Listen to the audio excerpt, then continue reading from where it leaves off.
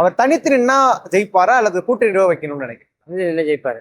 Bro 2026 பொறுத்த வரைக்கும் கூட்டணி கட்சி தான் ப்ரோ வரும். கூட்டணி ஏடிஎம்கே, பிஜேபி இப்போ சேர்ந்துருக்காங்க. டிவிகே வந்து கூட்டணி வச்சா கொஞ்சம் நல்லா இருக்கும். தனித்து நின்னா அவர் ஜெயிக்க வாய்ப்பு இருக்கா அல்லது கூட்டணி கூட்டணி வைக்கணும்? தான். நம்மளுக்கே அது எல்லாருக்குமே தெரியும் ஆல்ரெடி. ஏன்னா இங்க வந்து அதிமுக திமுக ஆல்ரெடி இருக்க எக்ஸிஸ்டிங் அந்த ரெண்டு கட்சிகள் வந்து எந்த அளவுக்கு வந்து டாமினேட் பண்றாங்க அப்படின்றது நம்மளுக்கு தெரியும். ஸோ வந்து 100% வரணும்ன்றது ஆசை. பட் அவங்க வந்து இந்த வாட்டி வர முடியுமா அப்படின்னா கொஞ்சம் கஷ்டம் தான்.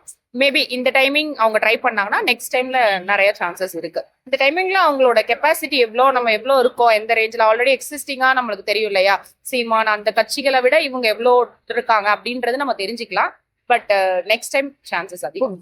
கூட்டணியும் வைக்கலாம். கூட்டணி வைக்கிறத விட அவருக்கு ரசிகர் நிறைய பேர் இருக்கிறாங்க. கூட்டணி வச்சு யாருடன் வைப்பாரு நினைக்கிறீங்க? எனக்கு தெரிஞ்சு கூட்டணி வச்சா பாமக கூட வைப்பார்னு நினைக்கிறேன். கேப்டன் இல்லை அன்புமணி ராமதாஸ் அவங்க கூட வச்சா வாய்ப்பு இருக்குது. ஏன்னா வந்து ஏடிஎம்கே வந்து பாஜக சப்போர்ட்டில் இருக்குது, டிஎம்கே அவருக்கு இதுவாகாது. அதனால் அன்புமணி ராமதாஸ் இல்லை விஜய் இவங்க கூட்டணி வச்சுக்கலாம். எனக்கு தெரிஞ்சு தனித்து தான் நிற்பார்னு நினைக்கிறேன். அதனால தனித்து நின்னா நல்லா இருக்குமா இல்ல கூட்டணி வைக்கணும்? தனித்தனிலாம் நல்லா இருக்கும். தனித்து நிலையில வைக்க கூட ஓகே தான்.